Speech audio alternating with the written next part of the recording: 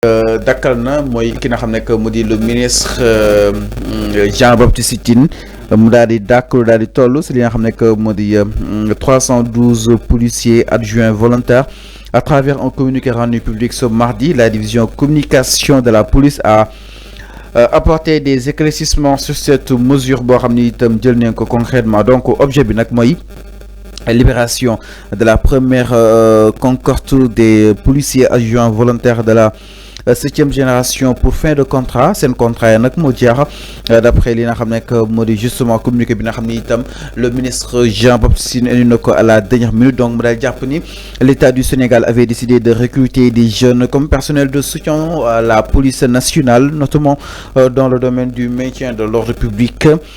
Ce conformément au décret 2021 1197 du 20 septembre 2021 portant création et conditions générales de sélection et d'emploi des policiers adjoints volontaires. Les contrats de la première justement de la 7e génération ayant expiré, 312 de ces éléments ont été libérés suivant la décision numéro 264 moo war nañ daal leen libéré. Tout ce que ce n'est aussi note bi nga xam ni itam jóge na si le ministre de l'Intérieur et la Sécurité publique du 28 mars 2025 ñu daal di topp article 4 bu décret bi nga xam ni itam jamono ji suñ sukkandiku si boobu de article mi ngi prévoir qu'un contrat d'une durée de 4 années seulement moo tax le ministre de l'Intérieur et de la Sécurité publique daal di jël boobu de décision daal leen libéré. waaye itam ñoom ministre bi mu leen di defal lu baax a baax seen liggéey su yooyu li nga xam ne que moo di locaux. Alors Arfan naka na daal di jàppee li nga xam ne que moo di justement licence wala kon remercier bi nga xam ne itam remercier nañ ko c'est 312 éléments tout.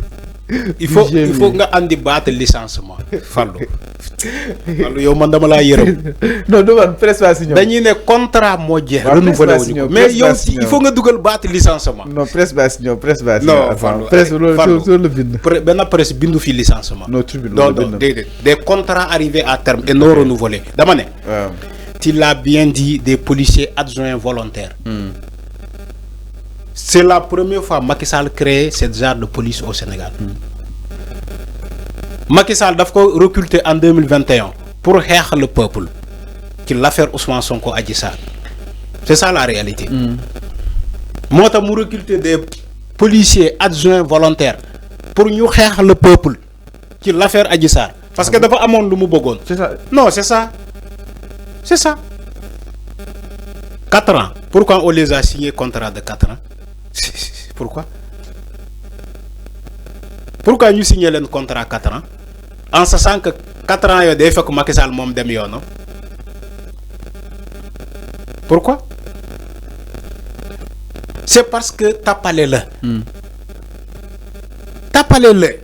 T'as pas les bi Macky Sall doon def. Di signer un contrat, di recruter, di def li, di renforcer li. Alors que policiers yoyu amuñu contrat bu solide.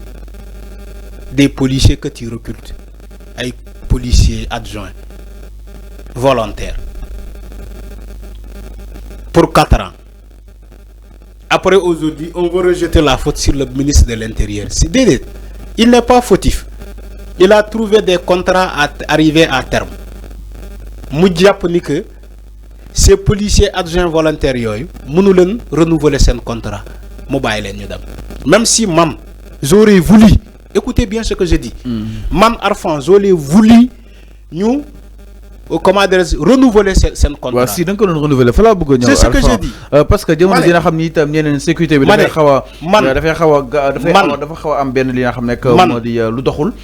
Donc se séparer avec justement ces employés franchement nek lo xamni tam dina j'aurais voulu que le ministre de l'Intérieur renouvelle ses contrats des policiers volontaires là. J'aurais voulu.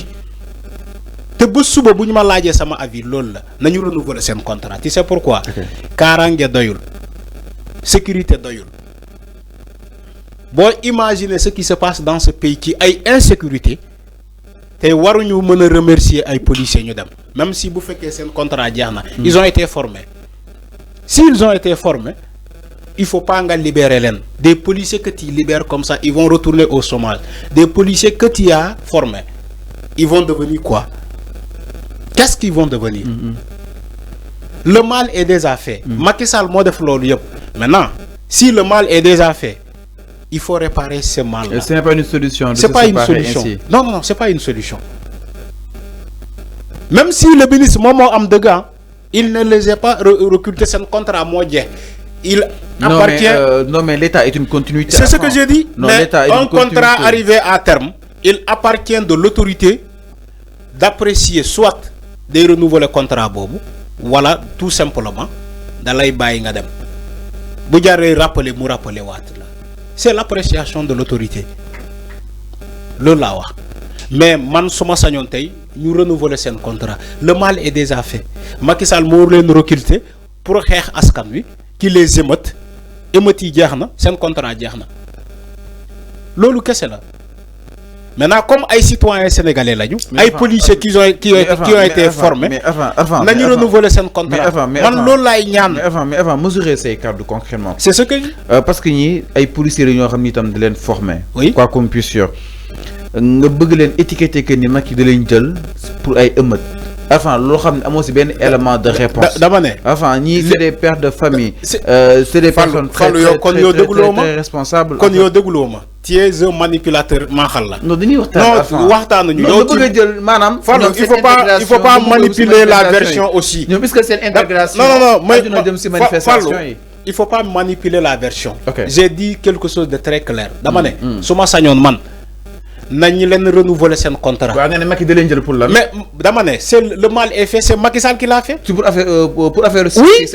Macky Sall. Pourquoi c'est un contrat à 4 ans là? Enfin.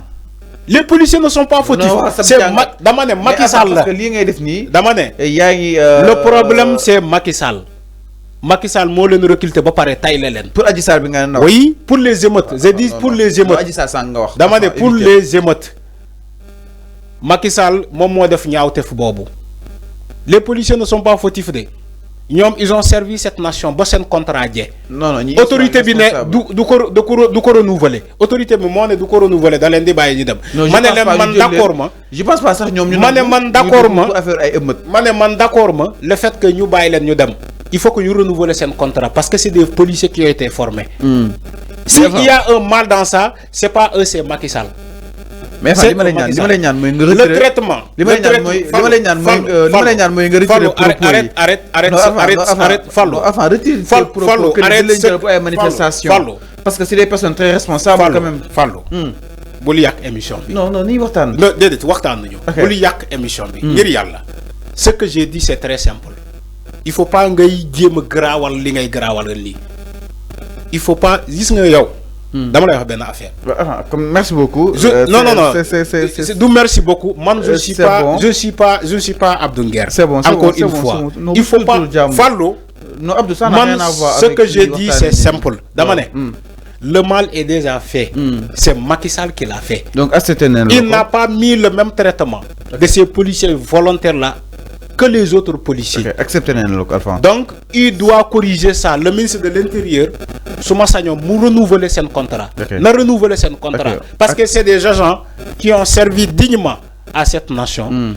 Tay, c'est contrat diarna. Nous renouveler son contrat.